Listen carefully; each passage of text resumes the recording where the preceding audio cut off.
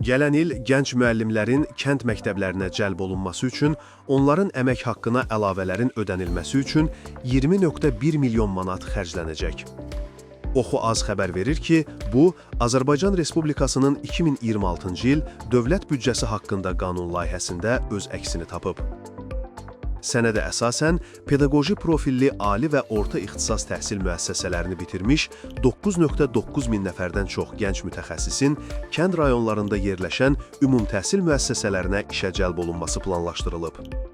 Vəsait onların stimullaşdırılması məqsədi ilə yol, əmlakın daşınması üçün nəqliyyat, ilkin yaşayış şəraitinin yaradılması, kommunal xidmətləri və kirayə haqqına yönəldiləcək.